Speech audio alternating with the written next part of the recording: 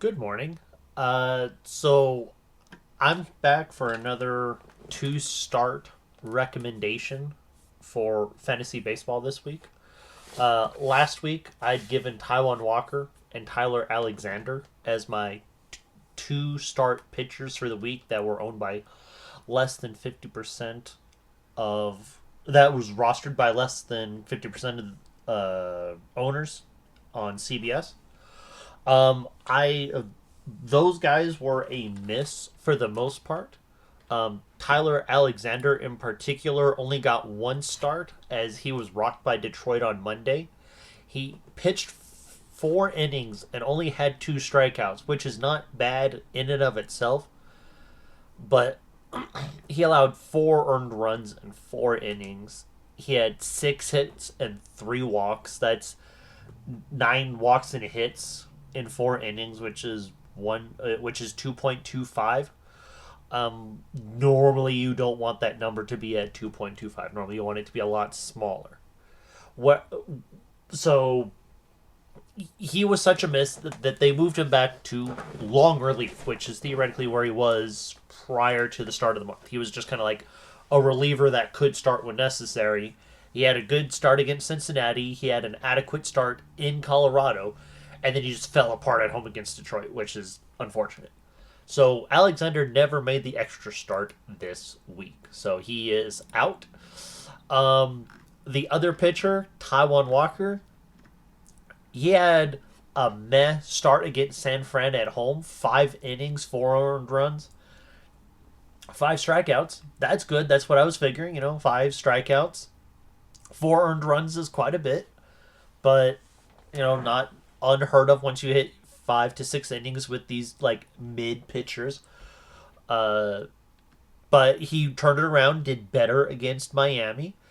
He started the game, and although they won 11-10, Walker only allowed 1 earned run in 4 innings of work, which is a little unusual. I need to go back and see why they pulled him after 4, because there wasn't any word about injury or anything like that. He only allowed 1 hit. He only had 3 walks. Like 4 walks and hits in 4 innings is a 1 whip. That's good. You want to see a whip around 1. I mean, you want to see a below 1, but anything between 1 all the way up to about a 1-3, that's still all right. 2 strikeouts in 4 innings isn't terrible, but if you got 3 walks in 4 innings, that might be why he got pulled early. So, good for him. It says day to day, but they don't provide any day to day information. They just say day to day. I love it when that shit happens. He probably pulled something, and they're like, well, for precautionary measures, we're going to pull you out for the week. So that was a miss. This week, I used a couple more resources like Fantasy Pros to take a peek at your offense, your team batting categories, and a couple more rankings. Um, this week, I'm going to recommend Jose Quintana from the Milwaukee Brewers. Quintana's only owned in 30%, 36% of the leagues on CBS. Quintana's a left-handed pitcher for Milwaukee. He's going to be at San Fran, and San Fran has definitely a pitcher's park out there. And then he's going to play at St. Louis, and St. Louis has been mid at best this year. Quintana, while I don't normally like to recommend pitchers that are, good lord, where is his number over here? He's like 35-ish years old. He is 36 years old. And he's been all right when healthy, but I don't usually like to recommend 36-year-old pitchers, but his numbers kind of speak for themselves. So I've got Quintana that's going to uh, start for Milwaukee against San Fran and St. Louis. I figure 3 earned runs each time with 5 innings pitch, so like 6 earned runs in 10 innings. sounds about right for what will happen, but his numbers indicate that it should be less than that. He should maintain an ERA under 3.5, which is 3.5 runs allowed on average every 9 innings you pitch.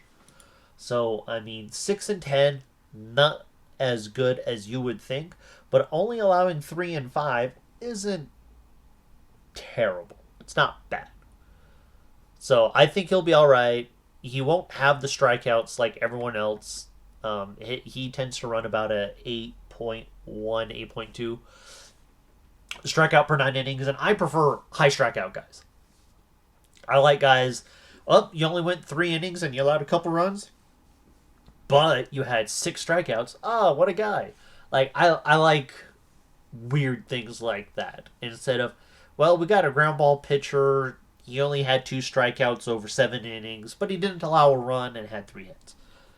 One is fun for baseball. One is fun for fantasy baseball. So I'm going to go ahead and take Jose Quintana for Milwaukee for my first choice. My second choice is actually going to be the opposing pitcher in that first game. Um, I'm going to take Jordan Hicks, who is 45% owned on CBS. Hicks will pitch at home against Milwaukee. Milwaukee has a weaker lineup, but Hicks will probably get that boost from pitching at home. Like I said, San Fran has always had a pitcher's park. The only thing that people remember is that Barry Bonds used to hit bombs off that uh, uh, off that right field line, where he'd hit it into McCovey Cove all the time. That's fine, but San Fran is a weird offensive team this year. They're about average, if not sub-average. The other team they're going to play is they're also going to play at home again on the 27th against the Texas Rangers.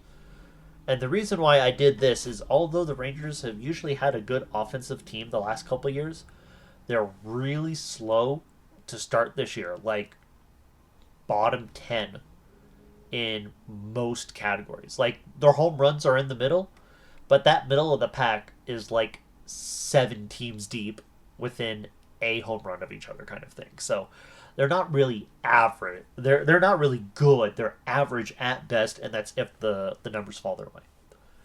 So the Rangers are also starting Patrick Corbin, who, while I have fond memories of him several years ago in Arizona, having 200 strikeouts in like 180 innings, this Patrick Corbin signed a big deal, played for Washington, has gotten blown up every year for the last 4 years. And that the only reason why he's in the majors is because he has a massive contract and they don't want to buy him out and turn him into the next Bobby Bonilla.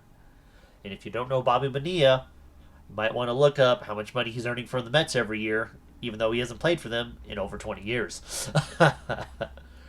So, Hicks, 2 solid teams at home. Quintana, little more dicey, but he has some numbers working for him. Ballpark that aims toward pitchers, and a baseball team that is really, really mid right now. One that could either do okay or one that could do really bad. I would like to throw one extra pitcher in there.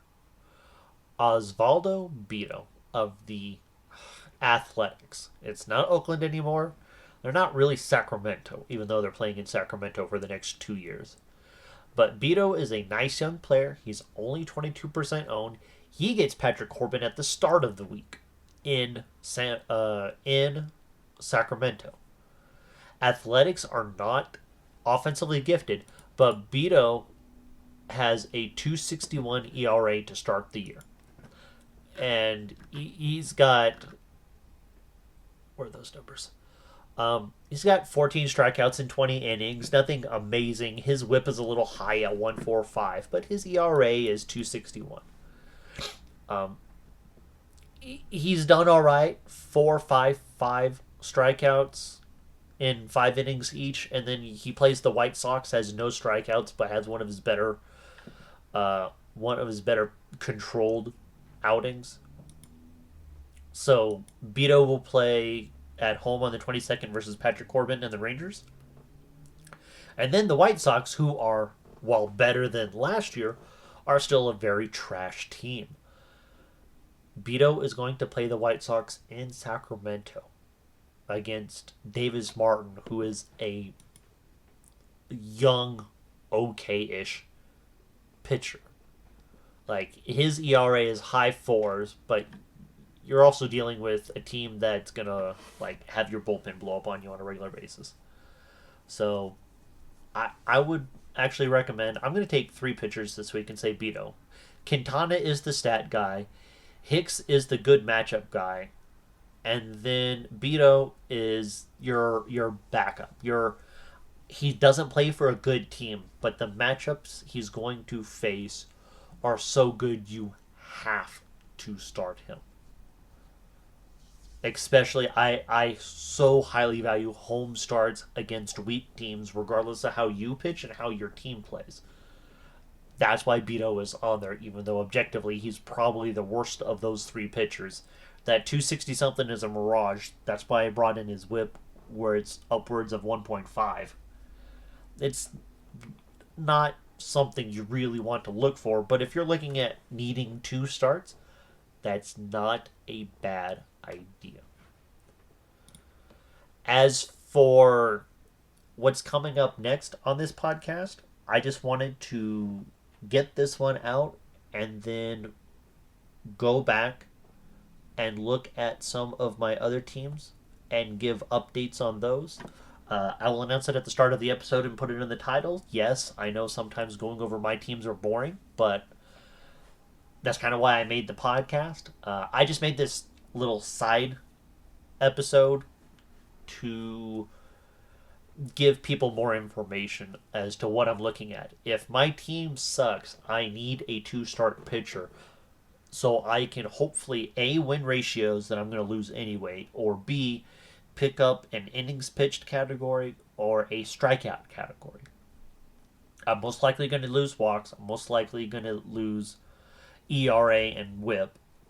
I might as well take a two-start guy that has some decent matchups and cross my fingers that he succeeds all week long. Otherwise, I mean, otherwise you might as well just throw in the towel right away. You've got to do something. Take a two-start pitcher.